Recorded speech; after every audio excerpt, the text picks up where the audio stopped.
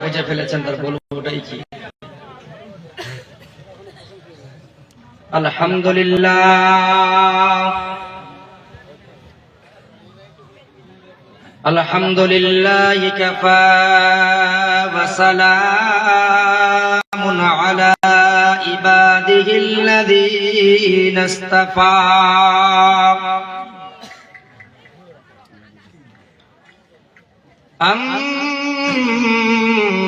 أما بعد فأعوذ بالله من الشيطان الرجيم. بسم الله الرحمن الرحيم.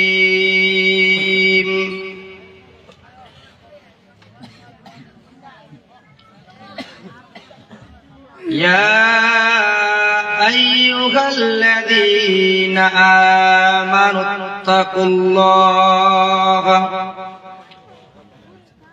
وكونوا مع الصادقين.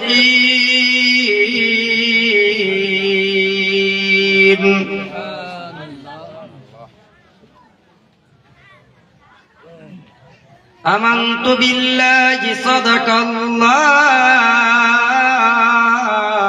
العظيم.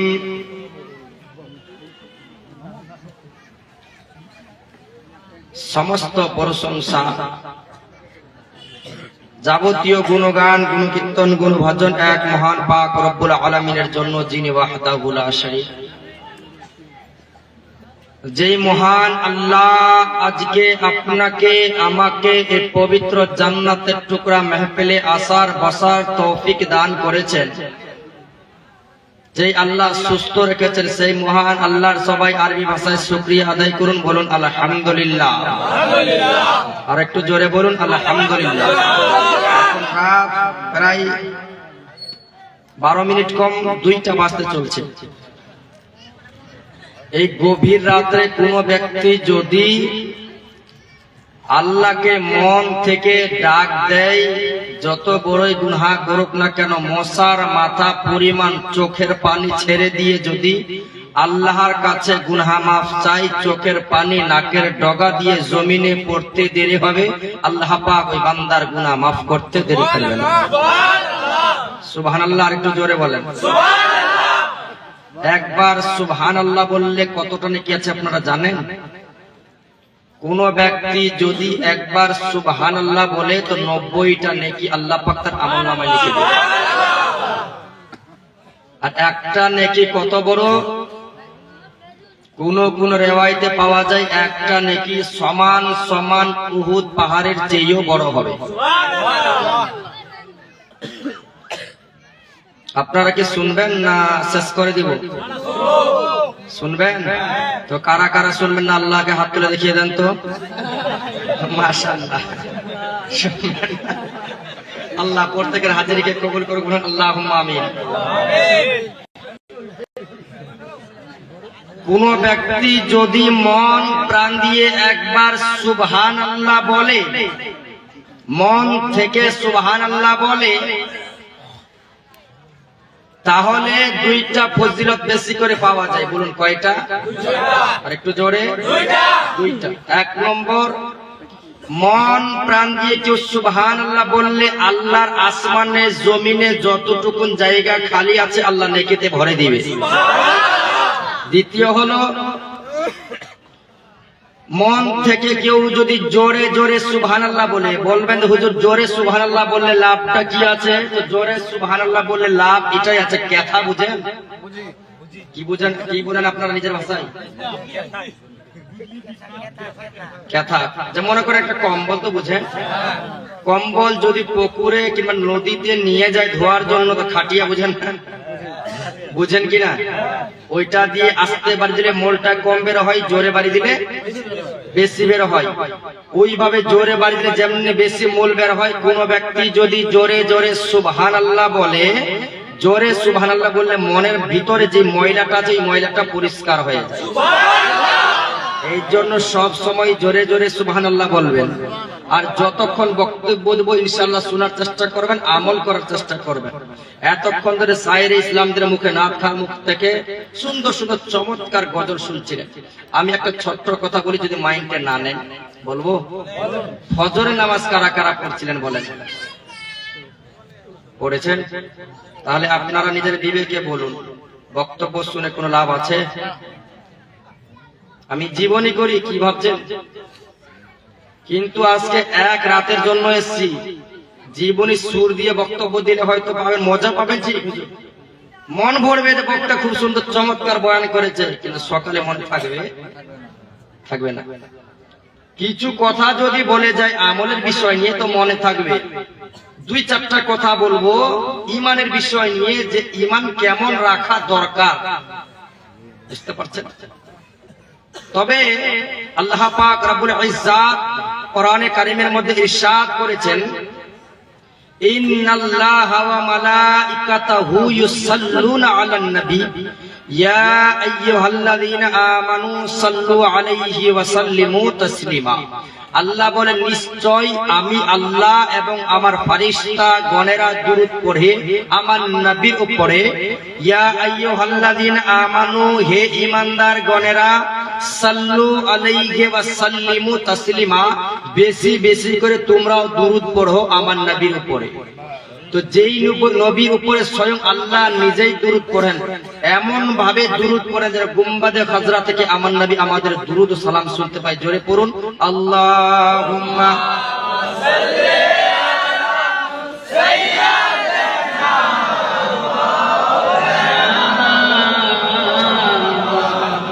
আলা সাইয়্যিদিনা ওয়া আলা আলি সাইয়্যিদিনা ওয়া আলা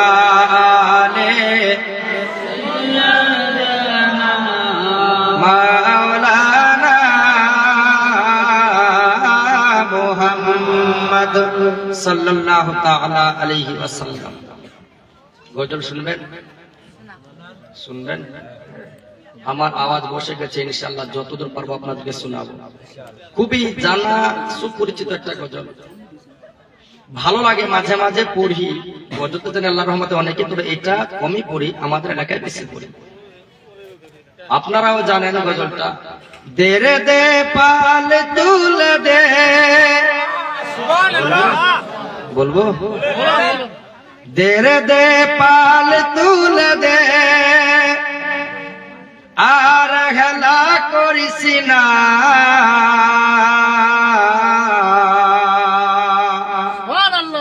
দেরে দে পাল তুলে দে, আর হেলা করিস না, ছেড়ে দে নৌকায় আমি যাব মদিনা, ছেড়ে দে নৌকায় আমি যাব মদিনা, দেরে দে পাল তুলে দে, আর হেলা করিস না, ছেড়ে দে নৌকায় আমি যাব মদিনা, ছেড়ে দে নৌকায় আমি যাব মদিনা, আমি যাব মদিনা। একসঙ্গে পড়েন, আমি যাব মদিনা, আমি দেখব মদিনা, আমি যাব মদিনা, আমি দেখব মদিনা। দুনিয়ায় নবী এলেন মা আমিনার ঘরে, হাসলে হাজার মানি, কাঁদলে মুখটা ঝরে। দুনিয়ায় নবী এলেন মা মিনার ঘরে, হাসলে হাজার মানি, কাঁদলে মুখটা ঝরে। দয়ার নবী যার সাপ, তার কিসের ভাবনা, দিলের মাঝে কাবা, নয়নে মদিনা, হৃদয় মাঝি কাবা, নয়নে মদিনা, দেরে দে পাল তুলে দে, আর হেলা করিস না, ছেড়ে দে নৌকায় আমি যাব মদিনা, ছেড়ে দে নৌকায় আমি যাব মদিনা। ওই নূরের রোশনীতে দুনিয়া গেছে ভরে। আরে বলুন না সুবহানাল্লাহ। আপনারা কি বাংলা গজল বেশি শুনেন না উর্দু গজল? এত চমৎকার গজল বলছি, নবী নূর তার প্রমাণ গজলের মধ্যেই পাওয়া যায়। সুবহানাল্লাহ বলছেন। সুবহানাল্লাহ। যারা বলে নবী মুর্দা তারা নিজেই মুর্দা। আলা হযরত বলছেন তু জিন্দা গে ওয়াল্লাহ, তু জিন্দা গে ওয়াল্লাহ, মেরে চশমে আলম সে চুপ জানে ওয়ালে। বুঝতে পারছেন তো আমার নবী জিন্দা না মুর্দা? যারা মুর্দা বলবে তারা নিজেই মুর্দা, তার বংশ মুর্দা। আমার নবী জিন্দা, হায়াতুন নবী। হাদিস বলছে আল আম্বিয়া আহইয়াউন ফি কুবুরিহিম ইউসাল্লুন। সব নবীরা কবরে জিন্দা, নামাজরত অবস্থায় আল্লাহর মারিফতের মজা নিতে থাকে। আমার আহলে সুন্নাত ওয়াল জামাতের লোক, আমাদের আকীদা নবী জিন্দা। বলুন সুবহানাল্লাহ। কবি কি বলছে শুনুন। ওই নূরের রোশনীতে দুনিয়া গেছে ভরে, সেই নূরের পাখি জ্বলে আশিকের অন্তরে। দয়ার নবীর আশিক হলে তার কিসের ভাবনা, দুই জাহানের বাদশাহ নবী আছে মদিনা। আরে দুই জাহানের বাদশাহ নবী আছে মদিনা। দের দে পাল তুল দে আর গলা করিস না, ছেড়ে দে নৌকায় আমি যাব মদিনা। আল্লাহুম্মা সাল্লি আলা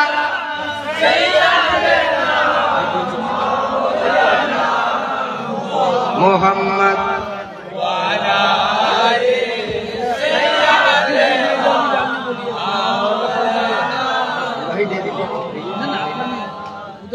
ওয়া আলা আলি সাইয়্যিদিনা মাওলানা মুহাম্মদ সাল্লাল্লাহু আলাইহি ওয়াসাল্লাম।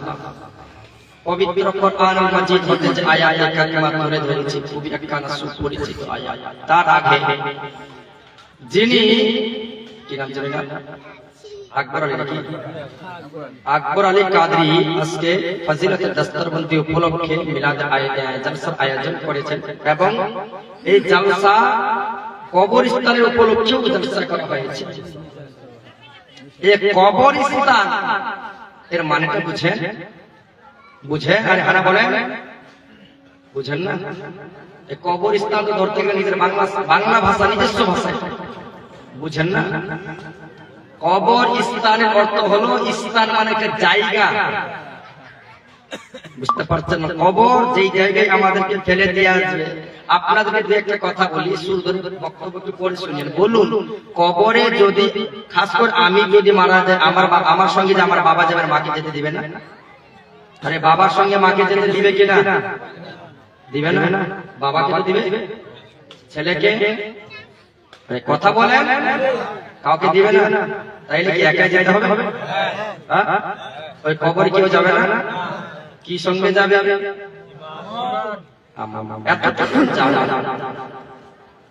মানুষ যদি বেঁচে থেকে যত কিছু করবে সব আমার কবরের সঙ্গে যাবে, খারাপ হোক বা ভালো হোক।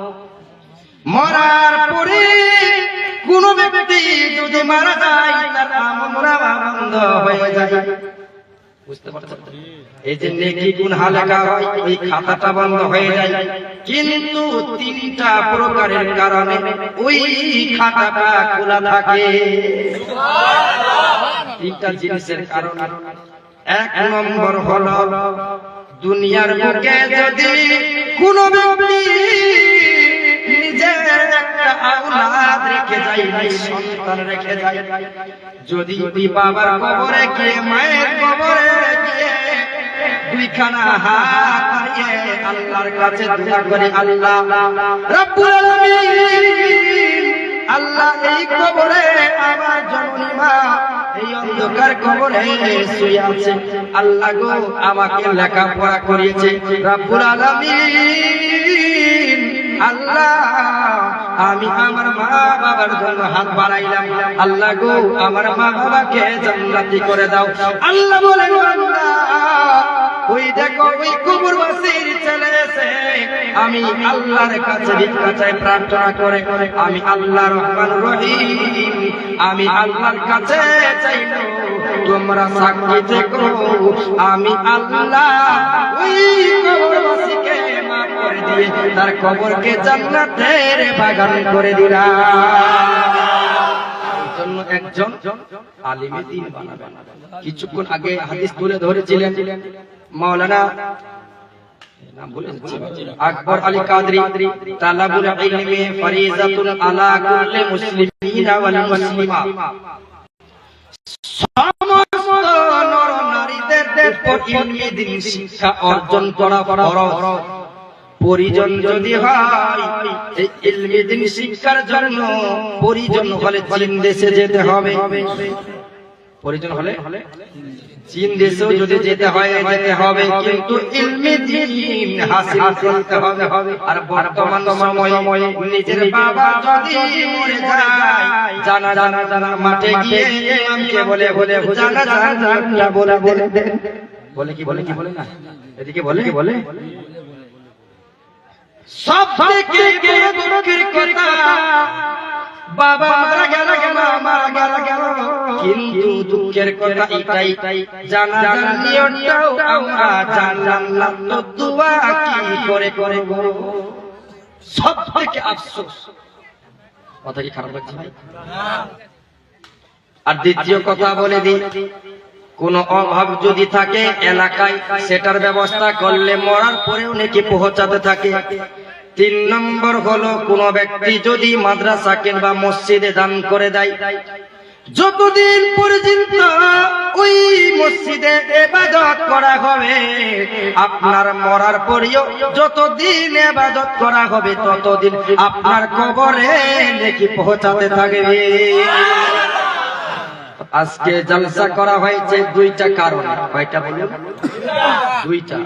একটা হলো পাগড়ি উপলক্ষে, দ্বিতীয় হলো কবরস্থানের জন্য, যে কবরে সারা জীবন পড়ে থাকতে হবে, সারা জীবন, একদিন দুদিন নয়। এই দুনিয়াটা হলো আমাদের ক্ষণস্থায়ী, কবর হলো চিরস্থায়ী। আচ্ছা ওই কবরে কারা কারা যাবেন না হাত তোলেন তো। আপনারা যাবেন না? যাবেন? আপনাদের মনে হয় এই বক্তব্য দিকে নেই, অন্যদিকে ধ্যান আছে আপনাদের। কবরে সবাই যাবেন না কেউ বাকি থাকবেন? কে কে কবরে যাবেন হাত তুলে আল্লাহকে দেখান। সবাই যাবেন কবরে? যাবেন? তাহলে বোঝা গেল এটা থাকার জায়গা, একসঙ্গে বলে থাকার জায়গা। এই দুনিয়া ছেড়ে অন্ধকার কবরে যেতে হবে, এত বড় আলোয় থাকবে না, প্যান্ডেল থাকবে না, ওই কবরে একাই ফেলে আসবে আর বলবে বিসমিল্লাহি ওয়া আলা মিল্লাতি রাসূলিল্লাহ। এই কথা বলে দিয়া বাবাকে যদি বলা হয় বাবা আমি মারা গিয়েছি, আপনার জন্য সারা জীবন বাইরে থাকলাম, আজকে মরে গেলাম, তো আপনি আমাকে ছেড়ে কেন চলে যাচ্ছেন? বাবা উত্তর দিবে, হে সন্তান, সারা জীবন তুমি আমার ছেলে ছিলে, কিন্তু আজ থেকে তোমার সাথে কোনো সম্পর্ক না, কোনো সম্পর্ক নাই।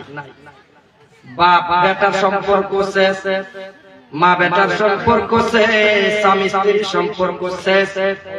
ওই অন্ধকার কবরে একাই পড়ে থাকতে হবে, একাই অন্ধকার কবর। কিন্তু আমি এতটুকু জানি কবরে একটা করে কি বলে, এগুলোকে আপনারা কি বলেন? যেটা বিছিয়ে দিয়েছে তোষকটা কি তোষক, কবরে একটা করে তোষক বিছিয়ে দিবে, এদিকে দেয় না? আমি তো বলি একটা করে তোষক দিবে, একটা করে বালিশ দিবে। কি বলেন ভাই, আপনাদের মতামত কি? আর একসঙ্গে বলেন, যদি না দেয় ওই কবরের জন্য কিছু করতে হবে কি হবে না? একসঙ্গে বলতে হবে, করতে হবে কিনা? সবাই করতে রাজি আছেন ইনশাআল্লাহ? কবরস্থানের কথা ভেবে 1000 টাকা করে 5 জন ব্যক্তি দেন। সুবহানাল্লাহ। 5 জন ব্যক্তি আল্লাহর বান্দাকে কে দিবেন 1000 টাকা করে। আমি দোয়া করব, মন প্রাণ দিয়ে দোয়া করব ইনশাআল্লাহ, একবার দোয়া শুনে মন পেয়ে যাবে। 5 জন ব্যক্তি ওই কবরের কথা মনে করে 1000 টাকা করে দেন। সুবহানাল্লাহ, সুবহানাল্লাহ, সুবহানাল্লাহ, নারে তাকবীর। ভাই আপনার ভাইটার নাম আকবর আলী? সুবহানাল্লাহ, সুবহানাল্লাহ। দুইজন ধরে গেল নাকি? আকবর আলী নামে 1000 ভাই 500 হবে না? হবে? সুবহানাল্লাহ, নারে তাকবীর, নারে তাকবীর, নারে রিসালাত। আকবর আলী আল্লাহ কবরস্থানের জন্য 1500 টাকার দাতা। জিন্দাবাদ বলেন না? নারে তাকবীর, নারে রিসালাত। ইয়া রাসূলুল্লাহ 1500 টাকা দিয়েছে। কবরস্থানের কথা মনে করে ভাই সারা জীবন পড়ে থাকতে হবে। ওই কবরস্থানের কথা মনে করে সুবহানাল্লাহ হাত মিলান। নাম কি আপনার বলেন? জি আপনার বাবা?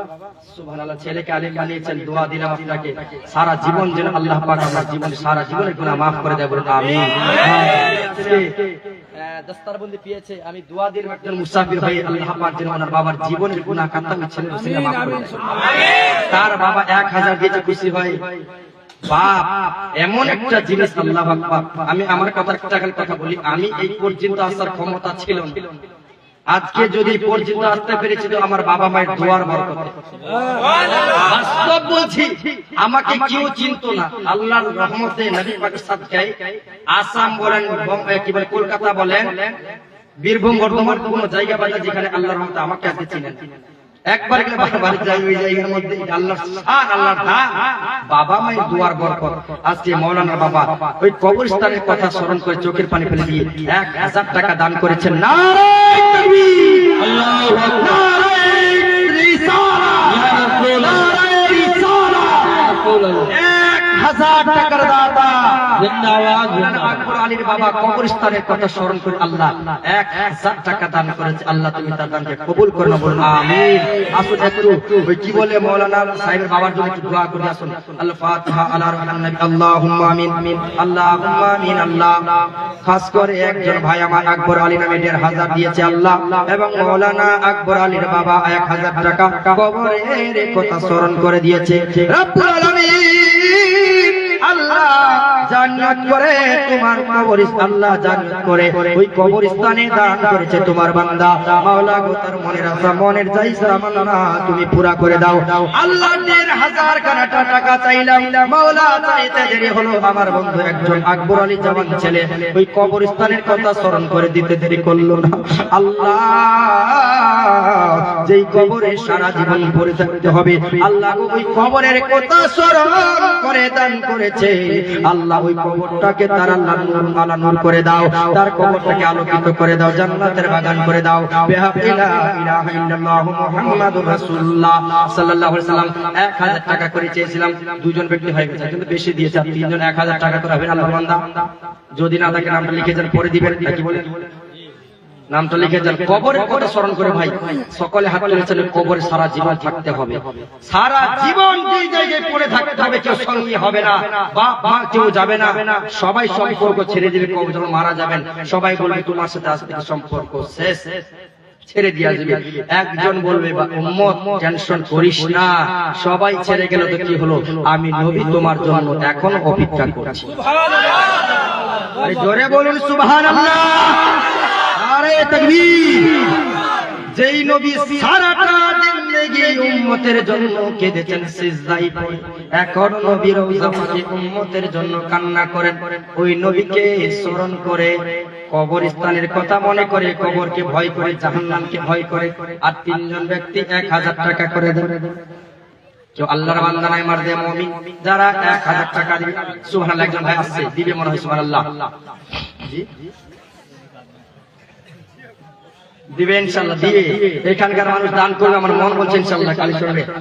আচ্ছা মা বেশি চাইবো না, 200 টাকা 100 টাকা করে যা পারেন মা আপনারা এনে দেন তো, দোয়া করব। জি সুবহানাল্লাহ। ওয়া আলাইকুম আসসালাম। কি নাম আপনার ভাই? খুশি হয়ে দিলেন? আর কিছু দিয়ে খুশি হবেন না? জবরদস্তি না, যদি খুশি হয়ে দেন, লোক খুশি সে जो दे खुशी से ना कहे खुशी से, ঠিক কি না? খুশি হয়ে দিল, আমাকে দিয়েছে ভাইটা, এটা কি আমাকে দিয়েছে? কিসের জন্য দান করলো?